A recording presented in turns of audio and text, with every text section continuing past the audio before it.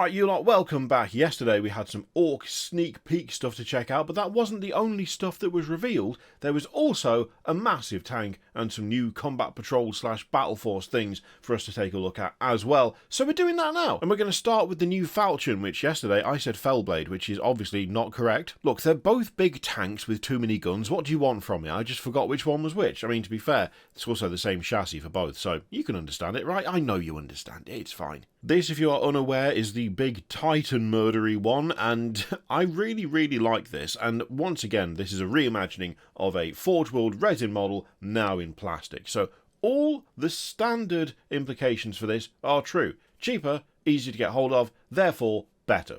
Now, some might disagree with the better part, but I think, to be fair, it looks absolutely great because it's based off the one that already looked absolutely great. There are changes, obviously. I think there are quite often little bits that are slightly different, but when you're talking about, like, will this fit in with your other Falchion? Well, yeah, because it's the same tank. Almost exactly the same, in fact, most likely. Through the power of downloading a picture off the internet, we can do a pretty close one-to-one comparison. The angles are not exactly the same. I couldn't find one that matched precisely, but, I mean, this is the Forge World version. This is the one that was up and available before, and this is the newer one. I mean, a big difference there is how the guns are painted. That obviously changes things a little bit, but overall, when we look at the two side by side, or at least one after the other, looks pretty close to me. I'm not seeing any huge differences there.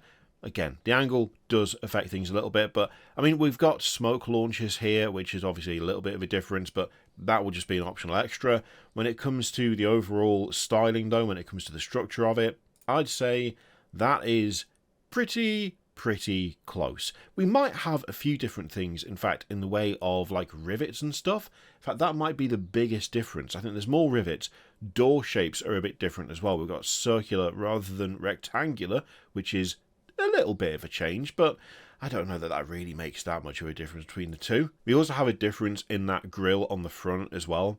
Like, that is actually a bit of a shift, but again, I mean, this looks good. It looks really good. It looks mostly the same as the other one. There's just a couple of changes, even down to the gubbins underneath the guns, like on the hull, beneath the shield, you still have those same sort of gubbins tucked away by the look of things. So yeah, I mean, it looks good. It looks good, and it's in plastic, and that's what we want. You have, of course, got all of your extra weapon options and the like, so you got your heavy bolters and your las stuff, so that's good. And a nice in-action shot there. You know what's still a little bit weird, and this isn't necessarily a complaint, it's just an overall change that I don't know whether it's necessarily a positive or a negative. I think it's just a thing that happened. The shift over from Forge World, like, painting the Horus Heresy stuff a certain way, to then Games Workshop changing it so that it's painted in their more box art style.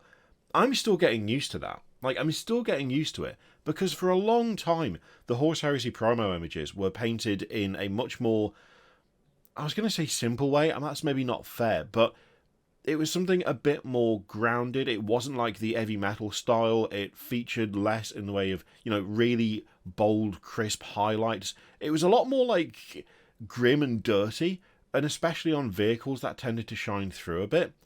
And now you've got these massive, chunky vehicles that are still painted in that, you know, very bright, crisp, edge highlighty style. This isn't a complaint. I don't think it looks bad. It looks really good. The fact is, Games Workshop have got some amazing painters working for them. But, for me, there was something a little more attainable about what you were showing for the Horus Heresy when it was painted by the Forge World team. There was always something a little bit more grounded, a little bit more dirty, a little bit more, I don't know, approachable in a way. But did that make for pictures that are as good when it comes to selling this stuff as this style right here? That's something that I don't actually know the answer to. That's something I'm not sure about. I feel like that needs some sort of community poll, but I have no idea what the answers, or even the question, concisely would be, other than, did Forge World make it more attainable for you to start painting Horus Heresy stuff?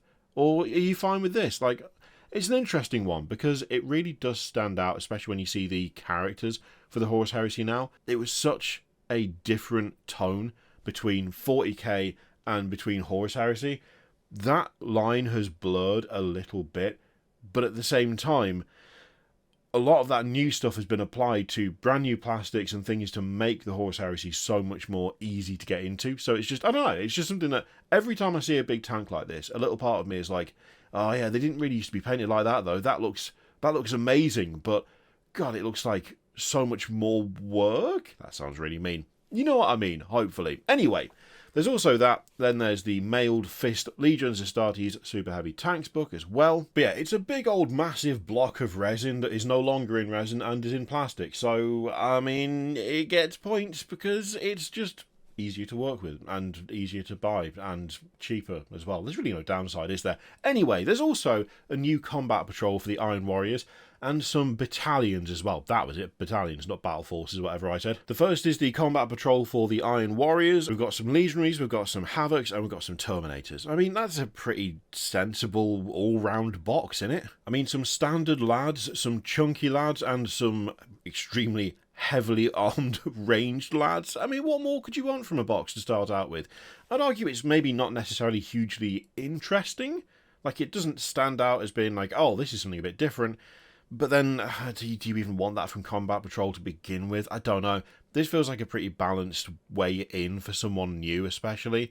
So, yeah, I mean, it looks decent. Now, this lot have also got the Iron Warriors upgrade frame, so you've got all of that stuff there. I mean, as you could probably tell from the fact that they all have Iron Warriors iconography on their shoulders. I mean, you know, the pauldrons being Iron Warriors pauldrons kind of gave it away. But just in case you didn't know, that's what they get. There's also the Eye of Terror Battalion, which is Sons of Dorn, and it is 2 tanks and 2 dreadnoughts. And let me just say, as a fan of both tanks and dreadnoughts, that's a brilliant box, and I like it a lot. The only thing that will make it better is if it was Land Raiders and not Repulsors. But then again, that's only because I prefer a track to Grav, and that's really the only reason. And they wouldn't do that anyway, because that's not a Primaris kit, that's a Firstborn kit. So this is an acceptable substitute, because, I mean, it's 2 Repulsor Executioners and 2 Dreadnoughts. That's the whole box, and therefore, I am in favour. The thing that's interesting about this, though, is that the battalion name is Sons of Dorn, but the detachment is the Ceramite Sentinels. And the reason this is interesting is part of this battalion box is a Black Templars upgrade frame. So some of the budget for this box is going towards something that some of you may not necessarily want, unless those detachment rules specifically mention Imperial Fists / Black Templars. Then again, this is still like, what, 800 points worth of just tank and dreadnought, so does it really matter that there's an upgrade frame in there that you might not use? Probably not, right? Fact is, for those of us who like some chunky tanks and some chunky lads, this is pretty good. There's also the battalion for the Adeptus Mechanicus, which is very similar lines, really. I mean, admittedly, you don't have quite as much in the way of tanks and walking idiots in this one, but you got 2 walking lads and a big tank, which, you know, next to those two, I'm finding myself just disliking that being front and centre. I think over the years I've started to dislike the Dune Rider variants more and more, but I couldn't really tell you why outside of they've just become a thing that, like, just don't look right, man. Just don't look right. Then again, this is AdMech we're talking about, and AdMech is full of weird freaks doing weird freak stuff. So, to be fair, is that even a negative?